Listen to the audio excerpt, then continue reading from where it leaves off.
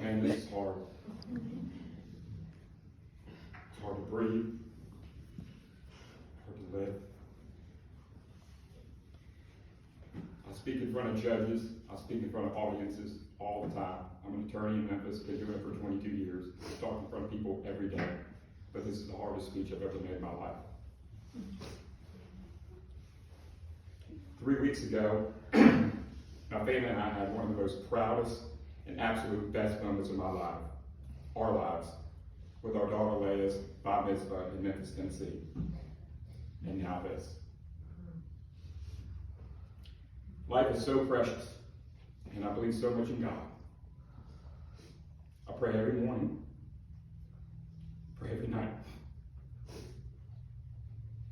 But this is so difficult, God. So difficult. First off, I want to thank everyone for being here for our dad. I want to thank everyone for their condolences, calls, texts, prayers. It really means a lot to all of us. Everyone here has touched my dad in some way, and that means a lot to all of us. I want to start this speech by how my dad would want to start it. By a quote by Alabama football coach Nick Saban. This is not the end. This is just the beginning. My dad was my best friend. My true best friend. As my daughter said, we spoke 5 to 10 times a day, every day. Everybody called that so rare, but I call that us. I called him about anything, everything in life. Anything. My dad acted like a kid and knew all my friends, knew all my family, and my friends thought him as one of them. All of them. 30 years. University of Alabama, they still talk to my dad. My dad's still on their text messages with them. They go to football games with my dad. My dad was part of our fraternity. And in turn, they love him. My dad was on several group chats with all my friends, loved talking to him, and they loved getting him riled up. Probably some of the golf buddies do the same thing. Because seeing Paul Sherman riled up is a piece of work. My dad and I called each other after every round of golf, every Alabama football game, every touchdown, and even like my daughter said, every play. My wife would often tell me to take the phone off speakerphone because I was waking up the neighbors because my dad and I were so loud talking to each other on the phone.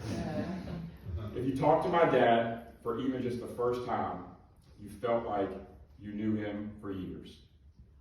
Let's talk about my dad and I growing up together. Not me growing up.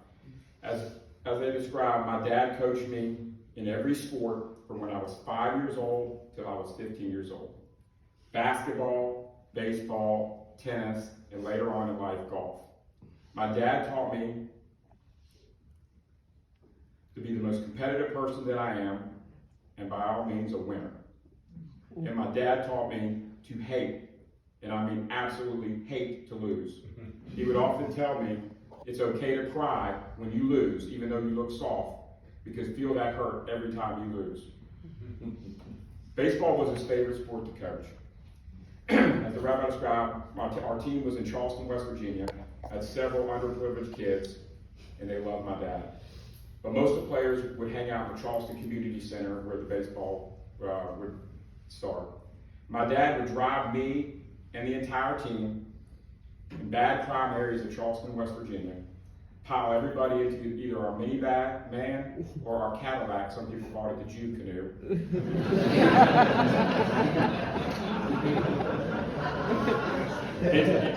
and take us to every practice and every game. Dad would often buy members of the team, as the rabbi described to you, gloves, food, and money. Mom would get mad. Paul, why are you buying these people stuff? Why are you doing this? Why are you doing this? And he didn't never question it. He bought all of them food, dinner, and going to restaurants was like the best thing in the world for these kids. Just yesterday, I received a text or a message from one of the kids that he took care of from 5 to 15 years old. Stephanie knows him. His name was Nico Fawcett. He said, Dan, my deepest condolences to you and your family. Your dad was such a good man to me when I was growing up. I will never forget the impact he had on my life. To this day, I share stories to him and my 5 boys about him always picking me up, taking me home from baseball practice and games, from buying me my first baseball glove to taking me out to my first dinner in a restaurant. Nothing but respect for you and your dad, and I hope you find peace, bro. That meant a lot to me. I haven't seen this guy in 40 years. I have so many stories of when my dad coached me, but he would tell this story often to my friends, and I want to share it with you today because he would want me to share it with you. I was 7 years old. My dad coached me in a basketball team in Charleston, West Virginia, in our synagogue/church league where all my friends played in. We all played that league, and then we played the school league. We only had 5 players on our team in West Virginia because we only had 5 Jewish kids that were my age. So I had to play the whole game, every game. Well, the night before the game, I had bad strep throat, Mom. Remember? Bad strep throat. I had 103 fever. I think they had me in an ice bath. And of course, Mom said, he's not playing in the game tomorrow. Well, of course, my dad and I looked at each other and said, I'm playing. Pops always talked about this ending of the game, so I'm going to have to tell it to you guys. Our team was down 5 points with 10 seconds to go in the game. I was 7 years old, 103 fever. My dad grabbed me to the sideline and said, whatever you do, Jack, don't pass the ball. I want you to take the last shot. Well, I did. I drove to the basket, got shot, and made the shot and got fouled. Well, the other coach went absolutely berserk because he didn't think it was a foul. He went nuts on the ref, got a technical foul, got another technical foul, and then the guy got thrown out of the game. So I'm standing at the line, 7 years old, 100 people watching me, all my friends watching me, 103 fever, I'm sweating, my mom's looking at me like this, and I'm standing there, and my dad walks up to me, and he says to me, he says, when you make these four free throws, guard that guy really tight. He knew I was going to make the 4 free throws. He had so much confidence that I wouldn't miss. Well, this is not a story because I'm in front of a rabbi. I'm telling you the truth. I made all four free throws, stopped the guy, we won the game, and Dad, you always love telling that story. Let's talk a little bit about my dad's life. My dad was born in a small town in Logan, West Virginia, a town of less than 5,000 people. People always ask, how did a Jewish family end up in West Virginia? Well, let me tell you. The Jewish family, like many Jewish families, started in New York. And our grandfather, Ben Sherman, started work at 7 years old. Ben and his brother got offers to make suits for coal miners in West Virginia. The coal miners needed to go and have suits on to go to the banks to get loans for business. And my grandpa and his brother made the suits for them in West Virginia. So he moved the family to Logan, West Virginia. My dad and his twin brother Stephen were quote, hellions. Their older brother, Uncle Gordon, had to keep them under control, almost like a father. They got in a lot of trouble, and I mean a lot of trouble. And they were disciplined a lot. Thus, I was disciplined a lot as a child. They were all in the clothing business, and they did this their whole lives. People often said Paul and Stephen and Gordon could sell a suit to a giraffe. They were the best salesmen. Joy and I carry a lot of Dad's salesman qualities in our lives. In our meeting with Rabbi Bernholtz, he asked me to describe my dad in one word. My word would be family. He wanted to be with his family more than any vacation or any place he could go. If you offered my dad to play Augusta National Golf Course or to go Bahamas, he would pick being with his family over anything. And that's how he was. He didn't travel overseas. He didn't like islands. He didn't like beaches. He didn't like cruises. He didn't like anything. He liked being with his family, and that was everything to him. My dad and I became even more close when I grew up a little bit after law school. He really got me into golf, and one of his favorite things was talking to me about his rounds after golf. My favorite thing was in Richmond, Virginia, we joined a course called the Dominion Club, and Dad would volunteer as the caddy master. It was the Nike PGA Tour, and they would pick him as the caddy master because the guys didn't have permanent caddies at that time. He would often, before I got home for summer, some of y'all know my dad is somewhat a huge Alabama fan. He would wear a form of Alabama clothing every day. Even I wear a lot of Alabama clothes, but my dad is extreme with Alabama. We would go to a game every year in Tuscaloosa, and even national championships. My dad got to see 7 national championships with Alabama with me, and that is rare. Of course, he loved going to places that I picked to eat, and every time we would go see the Tide play. But he was obsessed with Alabama football, just like me. One of the best moments was I came in last Saturday, and we got to see Alabama play Ole Miss, and got to see the last 4 plays together. And I gave my dad a fist pump and a high five when Alabama won the game. In any other circumstances, that wouldn't be a big deal. But to me, I'll remember that for the rest of my life. As you can see from the photos you'll see later, my dad loved food. Really loved food. And it was a serious deal when he would eat. Often a big ordeal. And I'll tell you this much. My dad really hated Passover food. I mean, really hated Passover food.